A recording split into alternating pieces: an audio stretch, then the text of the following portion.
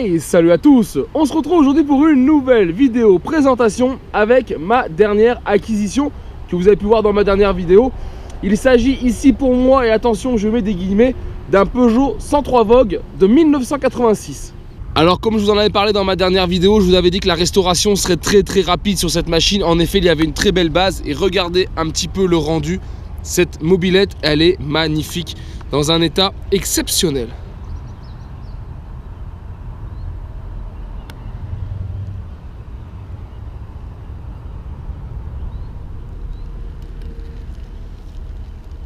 Alors pourquoi je vous disais en introduction que je mettais les guillemets sur cette machine? Pour moi c'est un Peugeot 103 Vogue. Ça ressemble exactement à un Peugeot 103Z et les premiers Vogue étaient des 103Z, d'accord? Sauf que tous les 103Z ont l'appellation 103Z. Ici je n'ai pas l'appellation.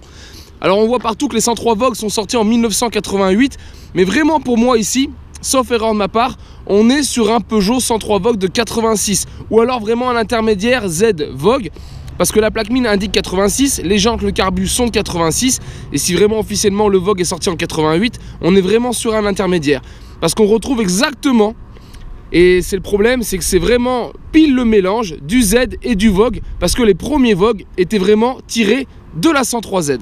Alors clairement on est ici sur un modèle bas de gamme, bon marché et qui est très minimaliste.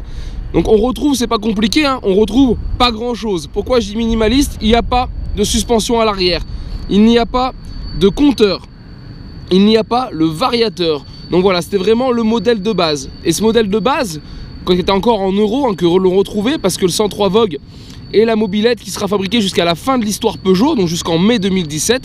Et un 103 Vogue dans les années passées 2000, hein, en euros déjà, il fallait compter 890 € pour en avoir un dans une version minimaliste. Allez, quelques données techniques. Une machine qui fait un petit peu moins de 50 kg, qui est très légère. On a ici un moteur 2 temps, bien sûr, mais 3 transferts. Je vous le disais, on n'a pas le variateur, d'accord? On a bien un ressort, mais il n'y a pas de variateur. Le ressort, c'est juste à faire la tension de la courroie. Et comme je vous expliquais, la petite couronne derrière signifie souvent pas de variateur. Si vous avez une couronne plus grosse, c'est qu'il y a un variateur. On a la boîte à outils, juste cette vis là à enlever et vous avez le cache qui s'enlève du bas et vous le déclipsez. Et vous avez donc la boîte à outils qui est ici. Et on va parler un peu de la partie cycle, hein. On retrouve dessus des jantes 2x17, donc en 17 pouces. Le réservoir de 3,5 litres qui deviendra par la suite le réservoir 5 litres que l'on connaît sur les dernières versions. Dessus, je vous le disais, il n'y a pas de variateur, pas de compteur parce qu'on est vraiment sur le modèle basique.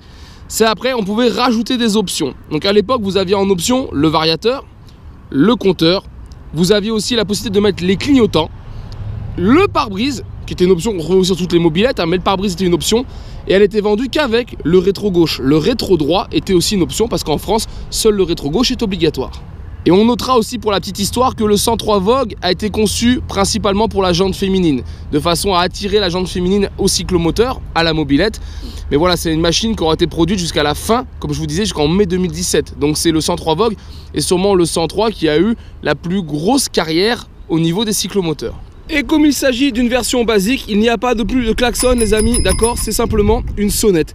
Voilà, c'est vraiment la mobilette la moins chère que l'on pouvait trouver sur le marché. C'est vraiment cette machine qui était vraiment le produit d'appel pour les gens qui avaient peu de moyens et qui était franchement très efficace. C'est un modèle qui n'a pas de variateur, ok, mais vous verrez, on fera un essai. C'est une machine qui marche quand même très bien pour les gens qui habitaient en plaine ou qui font les trajets relativement plats. Franchement, ce sont de très bonnes machines et qui consomment peu. Allez, voilà les amis, je pense vous avoir tout dit sur ma nouvelle acquisition. Donc voilà, s'il y en a qui ont plus d'infos que moi, je suis preneur. Savoir si on est sur un 103Z ou un 103 Vogue. Pour moi, ça reste un Vogue. Je suis quasi sûr, mais je peux me tromper. Il faut venir, si possible, étayer votre avis avec un document technique. Donc voilà, que je sache si je me suis trompé ou pas. Mais je pense pas. On est vraiment sur un intermédiaire, mais pour moi, on est déjà sur ce qu'on pourrait appeler un Vogue. Alors les amis, merci d'avance à ceux qui me répondront, qui pourront renseigner, parce que franchement voilà, je suis toujours adepte d'avoir des infos. Là on sait qu'on est sur une machine qui est full origine, rien n'a été modifié. Donc voilà, on ne peut pas se tromper, il n'y a pas une déco différente ou quoi que ce soit, c'est vraiment la version de base. Donc ce qui est plutôt cool, hein. Moi c'est ce que j'aime en termes de collection. Et avant de vous laisser sur cette vidéo, on va quand même procéder à un petit démarrage. Je vais ouvrir l'essence, voilà, c'est bon. Et je vais vous la démarrer, il y aura la vidéo essai dans quelques jours, mais pour ceux qui ne la verront pas, vous l'aurez au moins entendu tourner. Elle a démarré qu'à l'atelier, donc là clairement je vais la démarrer pour la deuxième fois. Donc les amis, à droite le décompresseur, à gauche le starter, d'accord? Et nous on va juste mettre un petit coup de décompresseur et 2-3 coups de pédale. Et voilà les amis, on est bon. La machine a démarré. Elle est un peu froide, donc forcément la roue arrière est entraînée.